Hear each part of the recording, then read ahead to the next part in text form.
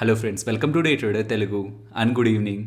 Sensex 428 points gain అయ్యి 55,320 దగ్గర close అయితే నిఫ్టీ 122 పాయింట్స్ గెయిన్ అయ్యి 16,478 దగ్గర క్లోజ్ అయింది. వేరస్ బ్యాంక్ నిఫ్టీ 139 పాయింట్స్ గెయిన్ అయ్యి 35,085 దగ్గర క్లోజ్ అయింది. మన మార్కెట్ ఒక ప్రైస్ యాక్టివిటీని గమనిస్తే నిన్నటి యూఎస్ మార్కెట్స్ డౌన్లో క్లోజ్ అవుతుండడం అండ్ మార్కెట్ ఓపెనింగ్ టైంకి ఎస్ఎక్స్ నిఫ్టీ కూడా నెగిటివ్లో ఉండడంతో ఓపెనింగ్ గ్యాప్ డౌన్ అవుతుందని ఇండికేషన్ ఉంది అండ్ దానికి తగ్గట్టే ఓపెనింగ్ గ్యాప్ డౌన్. అక్కడి నుంచి కూడా మార్కెట్స్ కొంతవరకు డౌన్ సైడ్కి వెళ్ళిన ఫస్ట్ 15 మినిట్ లో పాయింట్స్ నుంచి కూడా నిఫ్టీ బ్యాంక్ నిఫ్టీ వన్ డైరెక్షన్లో అప్ సైడ్కి అయితే మూవ్ అయ్యాయి. అలా వెళ్ళిన లో పాయింట్స్ నుంచి Nifty 250 points and bank Nifty more than 500 points దగ్గరగా రికవర్ అవుతూ డే హైస్కి దగ్గరగా ఇవాళ మార్కెట్ అయితే క్లోజ్ అయింది. ఇవాళ యూరోపియన్ సెంట్రల్ బ్యాంక్ ఒక అప్డేట్ ఉండబోతుంది. ఈవెన్ ఆ మీటింగ్ ఒక అవుట్కమ్ ఈక్విటీ మార్కెట్స్కి కమోడిటీస్కి నెగిటివ్గా ఉంటుందని టాటా స్టీల్ స్టాక్లో కూడా మనకు కరెక్షన్ కనిపించింది. అది న్యూస్ అప్డేట్స్లో మాట్లాడుకుందాం. ఈసీబీ అప్డేట్స్కి మార్కెట్ ప్రిపేర్డ్గా ఉంది. బట్ రేపు అప్డేట్ అవబోతున్న US CPI inflation data 8.2 or 8.3 in between estimates వస్తున్నట్లయితే ఓకే, బట్ అంతకంటే ఎక్కువగా వస్తున్నట్లయితే అది మార్కెట్ని నెగిటివ్గా సర్ప్రైజ్ చేస్తున్నట్టు. బికాస్ ఇంకా ఇన్ఫ్లేషన్ కంట్రోల్ అవ్వట్లేదు, ఇంకా పెరుగుతూనే ఉందన్న ఇండికేషన్ అది ఇస్తుంది. ఇంకా ఫెడ్ వాళ్ళపై అండ్ యూఎస్ గవర్నమెంట్పై ప్రెషర్ని పెడుతుంది. కాబట్టి అట్ ఎనీ కాస్ట్ ఇన్ఫ్లేషన్ని కంట్రోల్ చేయాలని ఒక థీమ్ వాళ్ళకి ప్లే అయితే అగ్రెసివ్గా వడ్డీ రేట్లు పెంచుతారని మార్కెట్ నెగిటివ్గా తీసుకుంటుంది. కాబట్టి రేపు రాబోతున్న US CPI inflation data, next week ఉండబోతున్న ఫెడ్ ఒక మీటింగ్ని కూడా ఇంపాక్ట్ చేస్తుంది. ఫ్రెండ్స్, మేము పెడుతున్న ఎఫర్ట్స్ మీకు వాల్యుబుల్గా అనిపిస్తూ ఉంటే వీడియోని తప్పకుండా లైక్ చేయండి. అండ్ ఫ్రెండ్స్, రీసెంట్ టైమ్స్లో చాలా ఐపీఓస్ మార్కెట్లో లిస్ట్ అయ్యాయి కదా. ప్రీవియస్గా 30 డే కంప్లీట్ అయ్యేసరికి కంప్లీట్గా యాంకర్ ఇన్వెస్టర్స్ వాళ్ళ వాటాను సెల్ చేసుకునే ఫెసిలిటీ ఉండేది. కానీ సెబీ వాళ్ళు ఒకేసారి అలా యాంకర్ ఇన్వెస్టర్స్ సెల్ చేస్తుంటే సెల్లింగ్ ప్రెషర్ ఎక్కువ అవుతుందని ఫస్ట్ 30 డేస్ కంప్లీట్ అయిన తర్వాత 50%, నెక్స్ట్ 50%ని 90 డేస్ కంప్లీట్ అయిన తర్వాత సెల్ చేసుకోవచ్చని ఎలా అనుమతి ఇచ్చారు. కాబట్టి ఫస్ట్ ఫేజ్లో ఈ డేట్స్లో యాంకర్ ఇన్వెస్టర్స్ తమ దగ్గర ఉన్న 50% వాటాను సెల్ చేస్తారు. అండ్ సెకండ్ ఫేజ్ ఈ డేట్స్లో యాంకర్ ఇన్వెస్టర్స్ తమ దగ్గర ఉన్న రిమైనింగ్ 50% వాటాని సెల్ చేస్తారు. టెలిగ్రామ్ ఇన్స్టాల్ చేసి డే ట్రేడర్ తెలుగు అని సర్చ్ చేశారంటే 3 lakh అబోవ్ మన వాళ్ళున్న ఛానల్ ఉంటుంది. ఇది మాత్రమే అఫీషియల్. రెస్ట్ మీకు ఏమైనా కనిపిస్తున్నట్లయితే సర్చ్ చేసినప్పుడు వస్తున్నట్లయితే అవి మన ఛానల్స్ కాదు. అండ్ అక్కడ 250 అరౌండ్ ఉన్న ఇమేజ్ని గమనించారంటే ఇప్పుడు మాట్లాడుకున్న డేటాని మీరు యాక్సెస్ చేయొచ్చు. ఫస్ట్ టీవీఎస్ మోటార్స్ గురించి మాట్లాడుకోవాలి. టీవీఎస్ మోటార్స్ రిలేటెడ్గా సిఎన్బిసి వాళ్ళు రిపోర్ట్ చేస్తున్నది, టీవీఎస్ మోటార్స్ వాళ్ళు వీళ్ళ ఎలక్ట్రిక్ వెహికల్ బిజినెస్ రిలేటెడ్గా $300 to $350 million దగ్గరగా రైజ్ చేయబోతున్నారని అండ్ దీని రిలేటెడ్గా ప్రాసెస్ కూడా ఆల్రెడీ సిటీ వాళ్ళు స్టార్ట్ చేశారని ఇలా సిఎన్బిసి వాళ్ళు అయితే రిపోర్ట్స్ అయితే చేస్తున్నారు. ఇది ఇంకా మనకు అఫీషియల్ కాలేదు. బట్ ఈ ఈవీ సెగ్మెంట్ రిలేటెడ్గా, ఎలక్ట్రిక్ వెహికల్ సెగ్మెంట్ రిలేటెడ్గా టీవీఎస్ వాళ్ళు ఇలా ఫండ్స్ రైజ్ చేస్తుండడం అఫీషియల్ అయినట్లయితే మనం పాజిటివ్గా చూడాల్సి ఉంటుంది. బికాస్ టీవీఎస్ మోటార్స్ రిలేటెడ్గా ఎలక్ట్రిక్ వెహికల్ స్పేస్లో ఉన్న ఒక బ్రాండ్ ఐక్యూబ్ సేల్స్ని మనం గమనిస్తే మే మంత్కి 2637 యూనిట్స్ని ఈవీ సెగ్మెంట్లో సేల్స్ అయితే జరిగాయి. మే మంత్ సేల్స్ని ఏప్రిల్ మంత్ సేల్స్తో కంపేర్ చేస్తే 88% పెరుగుతున్నట్టు.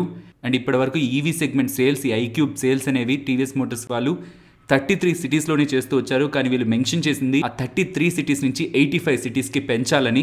ఇదంతా ఎందుకు చెప్తున్నానంటే వీళ్ళ ఈవీ సెగ్మెంట్ రిలేటెడ్గా ప్రజెంట్ చేస్తున్న సేల్స్ రీసెంట్ డేటా ప్రకారం month on month comparison 88% grow అయ్యాయి. అండ్ ప్రజెంట్ ఉన్న వీళ్ళ డిస్ట్రిబ్యూషన్ నెట్వర్క్ని పెంచుకొని వీళ్ళ ఈవీ సేల్స్ని కూడా 85 సిటీస్లో చేయాలనుకుంటున్న టీవీఎస్ ఇంటెన్షన్కి ఫండ్స్ రిక్వైర్ అవుతుంది. కాబట్టి 300 to 350 millions రైజ్ చేయబోతున్నారని ఇలా అప్డేట్స్ మార్కెట్లో అయితే కనిపిస్తున్నాయి. దీనికి అడిషన్గా యూబీఎస్ వాళ్ళు రీసెంట్గా టీవీఎస్ రైడర్ సేల్స్ బెటర్గా ఉంటున్నాయి. అండ్ ఇప్పటివరకు ఈవీ సెగ్మెంట్లో ఉన్న ఐక్యూబ్ వేరియంట్కి నెక్స్ట్ వేరియంట్ లాంచ్ చేస్తారని వస్తున్న అప్డేట్స్ తర్వాత గూగుల్లో 4.5 times దగ్గరగా సర్చ్ రిజల్ట్స్ ఉంటున్నాయని మీన్స్ ఎక్కువ మంది ఇంట్రెస్ట్ చూపిస్తున్నారు ఐక్యూబ్ ఒక నెక్స్ట్ వేరియంట్ కనేలా యూబీఎస్ వాళ్ళు మెన్షన్ చేస్తూ టీవీఎస్ నెక్స్ట్ 12 month టార్గెట్ $1,000 అనేలా యూబీఎస్ వాళ్ళు టార్గెట్ అయితే మెన్షన్ చేస్తున్నారు. అండ్ ఇవన్నీ రీసెంట్ ఫాల్లో కూడా స్టాక్ పెద్దగా కరెక్ట్ అవ్వలేదు. 52 week హై నుంచి 5% దూరంలోనే ఉంది. అండ్ ఈ ఎంటైర్ 2022లో 21% దగ్గరగా స్టాక్ ప్రైస్ పెరిగింది. నెక్స్ట్ దీపక్ నైట్రైట్ గురించి మాట్లాడుకోవాలి. నిన్న ఫైనాన్షియల్ ఎక్స్ప్రెస్ వాళ్ళు దీపక్ నైట్రైట్ ఒక రీసెంట్ ఇన్సిడెంట్ ఉంది కదా, వేర్ హౌస్లో ఫైర్ యాక్సిడెంట్ జరిగింది కదా, ఆ ఇన్సిడెంట్ తర్వాత ఆ ప్లాంట్ని క్లోజ్ చేయాలనేలా గుజరాత్ గవర్నమెంట్ ఆర్డర్స్ని ఇష్యూ చేసిందనేలా ఫైనాన్షియల్ ఎక్స్ప్రెస్ వాళ్ళు అయితే అప్డేట్ చేశారు. అండ్ ఇలా ఫైనాన్షియల్ ఎక్స్ప్రెస్లో వస్తున్న ఆర్టికల్ నిజమా కాదా అని నిన్న ఈవినింగ్ బీఎస్సీ వాళ్ళు దీపక్ నైట్రైట్ వాళ్ళని అడగడం జరిగింది. దానికి ఆన్సర్గా దీపక్ నైట్రైట్ వాళ్ళు ఇవాళ మార్నింగ్ ఎస్, గుజరాత్ గవర్నమెంట్ నుంచి అలాంటి క్లోజ్యూర్ ఆర్డర్స్ వచ్చిన మాట నిజమే, మా ప్లాంట్ని క్లోజ్యూర్ చేయమని గుజరాత్ గవర్నమెంట్ వాళ్ళు చెప్తున్నారు.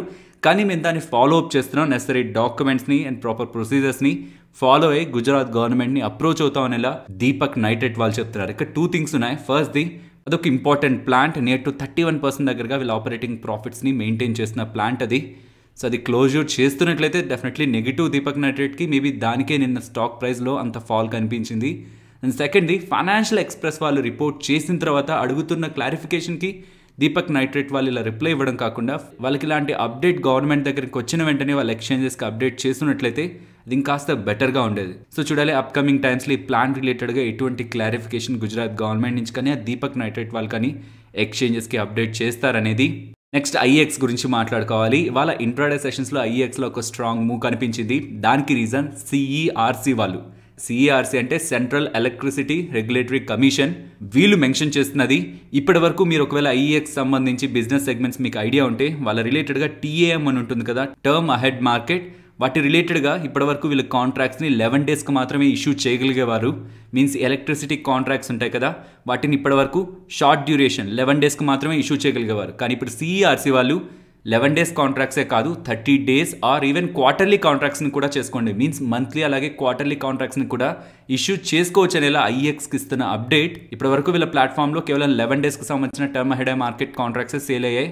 కానీ అప్కమింగ్ డేస్లో 1 మంత్ మీన్స్ 30 డేస్ అలాగే క్వార్టర్లీకి సంబంధించిన కాంట్రాక్ట్స్ కూడా సేల్ అవుతాయి. అది వీళ్ళ వాల్యూమ్స్ని ఇంకాస్త బెటర్ చేస్తుందని మార్కెట్ ఎక్స్పెక్ట్ చేస్తూ, ఫర్దర్గా వీళ్ళ కమిషన్ కూడా పెరుగుతుందని మార్కెట్ బిలీవ్ చేస్తూ ఇంట్రాడే సెషన్స్లో ర్యాలీకి తీసుకువెళ్ళింది. కానీ కొన్ని ఫైనాన్షియల్ ప్లాట్ఫామ్స్లో హాఫ్ ఇయర్లీ అలాగే ఇయర్లీ కాంట్రాక్ట్స్ కూడా ఇంట్రడ్యూస్ చేసుకోవచ్చు అనేలా అప్డేట్ అన్నట్లు మనకు కనిపిస్తుంది. కానీ సిఈఆర్సి వాళ్ళు చెప్తున్నది ఫస్ట్ మంత్లీ అలాగే క్వార్టర్లీ కాంట్రాక్ట్స్ని లాంచ్ చేయండి, తర్వాత వాటి రిలేటెడ్గా జరుగుతున్న బిజినెస్ని ట్రాక్ చేశాక నెక్స్ట్ ఇయర్లీ అలాగే హాఫ్ ఇయర్లీ కాంట్రాక్ట్స్ని ఇష్యూ చేసేందుకు పర్మిషన్ ఇస్తామనేలా సిఈఆర్సి వాళ్ళు చెప్తున్నారు. సో ఇప్పటికైతే మంత్లీ అలాగే క్వార్టర్లీ కాంట్రాక్ట్స్ని ఐఎక్స్ వాళ్ళు ఇష్యూ చేయొచ్చు. కాబట్టి ఇలా సిఈఆర్సి వాళ్ళ దగ్గర నుంచి చూస్తున్న అప్డేట్ స్టాక్ని పాజిటివ్గా ఇంపాక్ట్ చేసింది.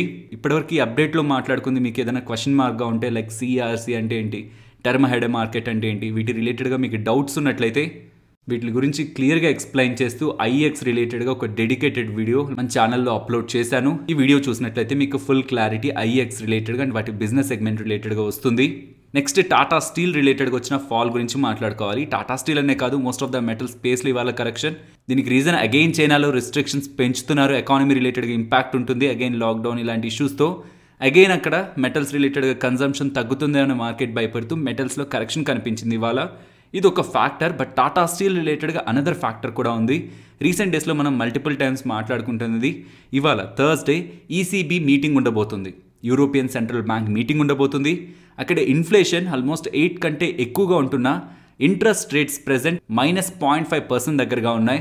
ఇన్ఫ్లేషన్ అంత స్థాయిలో ఉంటున్నా ఈసీబీ ఇప్పటి వరకు ఎకానమీని సపోర్ట్ చేస్తూ స్టిల్ ఇంకా ఇప్పటికి కూడా బాండ్ పర్చేసెస్ చేస్తూనే ఉంది. అండ్ ఈవెన్ ఇంట్రెస్ట్ రేట్ ని కూడా -0.5% దగ్గరే ఉంచింది. బట్ ఇన్ఫ్లేషన్ ఇంతలా ఉంటూ ఉండేసరికి ఈసారి ఖచ్చితంగా యూరోపియన్ సెంట్రల్ బ్యాంక్ వారు ఇన్ఫ్లేషన్ ని అడ్రస్ చేసేందుకు ఎకానమీ రిలేటెడ్గా ఇప్పుడున్న లిక్విడిటీని తగ్గించే ప్రయత్నం చేస్తారని మార్కెట్ ఎస్టిమేట్ చేస్తూ, వీళ్ళ బిజినెస్ ఇండియానే కాదు యూరోప్లో కూడా ఉంటుంది కాబట్టి అక్కడ వడ్డీ రేట్లను పెంచుతున్నా, ఎకానమీలో ఉన్న లిక్విడిటీని తగ్గిస్తున్నా అది అక్కడ కమోడిటీ మార్కెట్స్ని ఇంపాక్ట్ చేస్తుంది. కాబట్టి ఈ 2 ఫ్యాక్టర్స్తో, చైనా అలాగే యూరోప్ ఫ్యాక్టర్స్తో స్టాక్లో ఇవాళ మనకి డిక్లైన్ కనిపించింది. Next AU small finance bank గురించి మాట్లాడుకోవాలి. ఫ్రెండ్స్, మీకు ఒకవేళ స్టాక్ ఇంత భారీ మొత్తంలో పడిందనేలా మీకు పోర్ట్ఫోలియోలో కనిపిస్తూ ఉంటే దెన్ ఒక్కసారి ఆ స్టాక్ రిలేటెడ్గా స్టాక్ స్ప్లిట్ కానీ బోనస్ కానీ ఇలాంటివి ఏమైనా ఉన్నాయనేది గమనించండి. నిన్నటి డే నుంచి వాళ్ళ డే కంపేర్ చేస్తే ఏయూ స్మాల్ ఫైనాన్స్ బ్యాంక్ 51% దగ్గరగా ఫాల్ అయింది. నిన్న ఆల్మోస్ట్ 1240లో క్లోజ్ అయిన స్టాక్ ఇవాళ ఓపెనింగ్ 635 దగ్గర అయింది. ఇంత పెద్ద మొత్తంలో ఫాలో అవుతుండేసరికి ఇలా ఏమైంది, మా పోర్ట్ఫోలియో నెగిటివ్ ఉందనేలా కామెంట్స్ అయితే కనిపిస్తున్నాయి. దీనికి రీజన్ ఇవాళ స్టాక్ రిలేటెడ్గా ఎక్స్ బోనస్ డేట్. వీళ్ళు 1:1లో బోనస్ని ప్రకటించారు కాబట్టి నెంబర్ ఆఫ్ షేర్స్ డబల్ అవుతాయి. అప్కమింగ్ డేస్లో మీ డీమ్యాట్ అకౌంట్లో డబల్ అవుతాయి. దానికి తగ్గట్టే స్టాక్ ప్రైస్ కూడా ఇవాళ ఓపెనింగ్ టైంకి హాఫ్ అయింది. నెక్స్ట్ బిఎల్ఎస్ ఇంటర్నేషనల్ గురించి మాట్లాడుకోవాలి. వీళ్ళ బిజినెస్ మీకు ఆల్రెడీ ఐడియా ఉందని అనుకుంటున్నాను, మల్టిపుల్ టైమ్స్ మాట్లాడుకున్నాం. వీళ్ళ బిజినెస్ రిలేటెడ్గా మెజారిటీ ఆఫ్ రెవెన్యూస్ ఈ వీసా అప్లికేషన్స్ కానీ అలాగే పాస్పోర్ట్ అలాగే కౌన్సిలింగ్ సర్వీసెస్ ద్వారానే వీళ్ళు ఎక్కువ సంపాదిస్తూ ఉంటారు. Means on out sourcing basis behalf of government ఈ సర్వీసెస్ని వీళ్ళు ప్రొవైడ్ చేస్తూ ఉంటారు. ఇది వీళ్ళ majority of business. And even in banking స్పేస్లో కూడా వీళ్ళకి బిజినెస్ ఉంది. అండ్ ఈ పర్టికులర్ బ్యాంకింగ్ స్పేస్లో వీళ్ళు ఇంకా ఎక్స్పాండ్ అవ్వాలనుకుంటున్నారని పాస్ట్లో కూడా మేనేజ్మెంట్ చెప్తూ వచ్చింది. సేమ్ సెగ్మెంట్ ఈ బ్యాంకింగ్ స్పేస్లో బిజినెస్ కరస్పాండెంట్ నెట్వర్క్గా వ్యవహరిస్తున్న జీరో మాస్ అనే కంపెనీని వీళ్ళు అక్వైర్ చేయబోతున్నట్లు 120 crore పెట్టి కంప్లీట్గా అక్వైర్ చేయబోతున్నట్లు అప్డేట్ చేస్తున్నారు. అందులో భాగంగా మొదటగా 88.26% వాటాని 106 crore పెట్టి కొంటున్నట్లు అండ్ ఈ ఎంటైర్ ట్రాన్సాక్షన్ నెక్స్ట్ 60 days లో కంప్లీట్ అవుతుంది అనేలా BLS ఇంటర్నేషనల్ వాళ్ళైతే అప్డేట్ చేస్తున్నారు. అండ్ అది ఒక largest business corresponding network particularly SBIకి అండ్ వీళ్ళకి 11,500 యాక్టివ్ కస్టమర్ సర్వీస్ పాయింట్స్ ఉన్నాయనేలా BLS ఇంటర్నేషనల్ వాళ్ళైతే అప్డేట్ చేస్తున్నారు. అండ్ వీళ్ళు కొంటున్న కంపెనీ ఒక FY22 రెవెన్యూస్ 161 crore రెవెన్యూగా జనరేట్ చేసిన కంపెనీని 120 crore పెట్టి కంప్లీట్ అక్విజిషన్ చేస్తారు అని చెప్తున్నాడు. అండ్ ఆ కంపెనీ యొక్క ప్రెజెన్స్ కూడా సిగ్నిఫికెంట్ గా ఉంటూ ఉండడంతో ఇది మార్కెట్ పాజిటివ్ గా తీసుకుంది. నెక్స్ట్ బయోకాన్ గురించి మాట్లాడుకోవాలి. బ్యాంక్ ఆఫ్ అమెరికా వాళ్ళు బయోకాన్ రిలేటెడ్ గా బై రేటింగ్ ఇస్తూ ఇక్కడ నుంచి స్టాక్ టార్గెట్ నెక్స్ట్ 12 months కి 415 అనేలా మెన్షన్ చేస్తున్నారు. అండ్ బయోకాన్ రిలేటెడ్ గా టార్గెట్ ని అండ్ బై రేటింగ్ ని ఇస్తున్నారంటే వాళ్ళు పాజిటివ్ గా చూస్తున్నారు. ఇంతకీ పాజిటివ్ గా చూడడానికి ఉన్న మెయిన్ రీజన్ ఏంటి? వీళ్ళు మెన్షన్ చేస్తున్నది బయోకాన్ వాళ్ళు గ్లోబల్ బయోసిమిలర్ ప్లేయర్ గా ప్రెసెంట్ ఎవాల్వ్ అవుతున్నారని, రియాట్రిస్ పోర్ట్ఫోలియోని ఇంకా వీళ్ళు అక్వైర్ చేయాల్సి ఉంది. ఆ అక్విజిషన్ తర్వాత వీళ్ళకి ఒక స్ట్రాంగ్ ప్రెజెన్స్ ఈ బయోసిమిలర్ సెగ్మెంట్ లో దొరుకుతుందని అండ్ ఈవెన్ మేనేజ్మెంట్ కూడా ప్రీవియస్ గా కూడా లాస్ట్ 2 days బ్యాక్ అనుకుంటాను CNBC వాళ్ళతో మెన్షన్ చేస్తూ ఈ రియాట్రిస్ పోర్ట్ఫోలియో అక్విజిషన్ అనేది వీళ్ళకి సంబంధించి ఒక బిగ్ ట్రిగ్గర్ అనేలా మేనేజ్మెంట్ అప్డేట్ చేసింది. సో ఓవరాల్ గా వీళ్ళు చెప్తున్నవి 3 statements. ఒకటి, ఈ రియాట్రిస్ తో జరుగుతున్న అక్విజిషన్స్ తో కమింగ్ టైమ్స్ లో ఎర్నింగ్ మొమెంటం స్ట్రాంగ్ గా ఉంటుందని అండ్ కొన్ని అప్రూవల్స్ పెండింగ్ ఉన్నాయి, అవి కూడా సరైన టైం కి ఎగ్జిక్యూట్ అవుతున్నట్లయితే అది కూడా కంపెనీ ఎర్నింగ్స్ ని బూస్ట్ చేస్తుందని అండ్ ఈ బయోసిమిలర్ సెగ్మెంట్ లో బయోకాన్ వాళ్ళు వాల్యూ అన్లాక్ చేయడానికి కూడా ప్రయత్నిస్తారని వీళ్ళు ఎక్స్పెక్ట్ చేస్తూ స్టాక్ రిలేటెడ్ గా పాజిటివ్ రేటింగ్ ఇస్తున్నట్లు బ్యాంక్ ఆఫ్ అమెరికా వాళ్ళు చెప్తున్నారు. నిన్న RBI వాళ్ళు వడ్డీ రేట్లు పెంచారు అండ్ ప్రీవియస్ గా కూడా వడ్డీ రేట్లు పెంచారు కాబట్టి ఎవరెవరైతే బ్యాంక్స్ దగ్గర నుంచి అధిక మొత్తంలో డబ్బులు అప్పుగా తీసుకుంటారో వాళ్ళకు కూడా వడ్డీ రేట్లు పెరుగుతాయి కాబట్టి ఎయిర్టెల్, వోడాఫోన్ ఐడియా భారీ మొత్తంలో అప్పులు చెల్లించాల్సింది కాబట్టి వాటి మీద వడ్డీల భారం ఏమైనా పడుతుందేమో అని మార్కెట్లో క్వశ్చన్స్ ఉన్నాయి. మీన్స్ ఇప్పటి వరకు ఉన్న వడ్డీ భారం కాకుండా ఇలా వడ్డీ రేట్లు పెరుగుతున్నట్లయితే ఇంకా కూడా వాళ్ళ మీద ఇంట్రెస్ట్ ప్రెషర్ ఉంటుందేమో అని మార్కెట్ ఎక్స్పెక్ట్ చేస్తుంటే JP Morgan వాళ్ళు అలా కాదు, అలా వాళ్ళపైన భారం పడదని, ఎయిర్టెల్ వాళ్ళకి సంబంధించి ఉన్న అప్పుల్లో కేవలం 25% మాత్రమే ఫ్లోటింగ్ రేట్ తో ఉందని and rest mostly AGR dues కానీ స్పెక్ట్రమ్ డ్యూస్ కానీ ఇవన్నీ కూడా ఫిక్స్డ్ రేట్ తో ఉన్నాయని. మీన్స్ వడ్డీ రేట్ పెరుగుతున్నా తగ్గుతున్నా వాళ్ళు చెల్లించాల్సిన వడ్డీ రేట్ మాత్రం అలా ఫిక్స్డ్ గా ఉంటుంది. అండ్ వోడాఫోన్ ఐడియా దగ్గరకు వచ్చేసరికి 91% ఆఫ్ దేర్ డెట్ ఫిక్స్డ్గా ఉందని. మీన్స్ వడ్డీ రేట్లు పెరుగుతున్నా తగ్గుతున్నా వీళ్ళు కట్టాల్సిన వడ్డీ రేట్ మాత్రం మారదు, కేవలం 9% ఫ్లోటింగ్ రేట్తో ఉంది, రెస్ట్ అంతా కూడా ఫిక్స్డ్గా ఉంది. కాబట్టి RBI వాళ్ళు వడ్డీ రేట్లు పెంచుతున్నా తగ్గిస్తున్నా అది టెలికాం కంపెనీ యొక్క డెట్ పై ఇంపాక్ట్ చూపించదనేలా JP Morgan వాళ్ళు అప్డేట్ ని చేస్తున్నారు. నెక్స్ట్ నిఫ్టీ అలాగే bank Nifty support and resistance ఇక్కడ ఉన్న లెవెల్స్ నుంచి మార్కెట్ డౌన్ సైడ్ కి ఫాలో అవుతుంటే 16,340 ఇవాళ మీరు గమనిస్తే ఓపెనింగ్ టైంలో సపోర్ట్ తీసుకొని అప్ సైడ్కి వచ్చిన తర్వాత మల్టిపుల్ టైమ్స్ ఆ జోన్ దగ్గరే మార్కెట్ సపోర్ట్ తీసుకొని అప్ సైడ్కి అయితే మూవ్ అయింది. అండ్ బిలో 16,340, 16,216 ఇంపార్టెంట్ సపోర్ట్ గా చూస్తున్నాను. అండ్ ఈ లెవెల్ కూడా ఇవాళ గ్యాప్ డౌన్ అయిన తర్వాత మార్కెట్ ఈ లెవెల్ బిలో వెళ్ళైతే 15-minute క్యాండిల్ క్లోజ్ అవ్వలేదు, అక్కడి నుంచి సపోర్ట్ తీసుకుంటూ అప్ సైడ్కి మూవ్ అయింది. ఈ లెవెల్స్ నేను ప్రీవియస్ వీడియోస్లో కూడా మీకు మెన్షన్ చేస్తున్న లెవెల్సే. అండ్ ఇక్కడ నుంచి మార్కెట్ టాప్ సైడ్కి వెళ్తున్నప్పుడు 16,520 ఫస్ట్ రెసిస్టెన్స్, ఇఫ్ అది బ్రేక్ అయ్యి అప్ సైడ్కి వెళ్తుంటే 16,620. And bank Nifty support present ఉన్న లెవెల్స్ నుంచి డౌన్ సైడ్కి వెళ్తుంటే 34,980. నిన్నటి సెషన్లో అక్కడ ప్రైస్ యాక్టివిటీలో రిజెక్షన్ కనిపిస్తూ మార్కెట్ డౌన్ సైడ్కి ఫాలో అయింది. అగైన్ ఇవాళ కూడా లెవెల్ దగ్గర కొంత ప్రైస్ యాక్టివిటీ ఉంది కాబట్టి డౌన్ సైడ్కి వస్తున్నప్పుడు ఇది ఇంపార్టెంట్ సపోర్ట్. ఇఫ్ ఇది బ్రేక్ అయితే మాత్రం 36,640. ఈవెన్ ఇవాళ గ్యాప్ డౌన్ ఓపెనింగ్ తర్వాత బ్యాంక్ నిఫ్టీ ఫాలో అవుతూ నియర్గా ఈ లెవెల్స్ దగ్గర సపోర్ట్ తీసుకుని అప్ సైడ్కి నియర్ టు 500 పాయింట్స్ దగ్గరగా మూవ్ అయింది కాబట్టి 16,640ని ఇంపార్టెంట్ సపోర్ట్గా అయితే గమనించవచ్చు. అండ్ అప్ సైడ్కి వెళ్తుంటే 35,180, ఇఫ్ అది బ్రేక్ అయితే 35,470. నెక్స్ట్ నిఫ్టీ ఆప్షన్ చైన్ డేటాని గమనిస్తే వీక్లీ అలాగే మంత్లీ ఎక్స్పైరీ కాంట్రాక్ట్స్లో ఉన్న డేటాని కంబైన్ చేస్తూ ఉంటే 16,500 దగ్గర బోత్ కాల్ రైటర్స్ యాక్టివ్గా ఉన్నారు అండ్ పుట్ రైటర్స్ కూడా యాక్టివ్గానే ఉన్నారు. But compared with put writers call writers ఒక యాక్టివిటీ ఎక్కువగా ఉంది కాబట్టి ఇమీడియట్ గా 16,500 రెసిస్టెన్స్. బట్ ఆ రెసిస్టెన్స్ పుట్ రైటర్స్ ఒక యాక్టివిటీతో వీక్ అవుతుందన్న విషయాన్ని అర్థం చేసుకోవాలి. అండ్ ఇఫ్ ఆ 16,500 బ్రేక్ అప్ సైడ్ కి వెళ్తుంటే వీక్లీ అలాగే మంత్లీ రెండిట్లో ఉన్న డేటాని కంబైన్ చేస్తుంటే ఇంట్రాడేలో కూడా స్ట్రాంగ్ అయి బిల్డ్ అవుతున్నది 16,800 దగ్గర.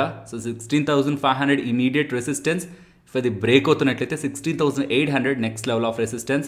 అండ్ ఇక్కడ నుంచి డౌన్ సైడ్కి వెళ్తుంటే 16,200 అండ్ ఆ బిలో 16,000.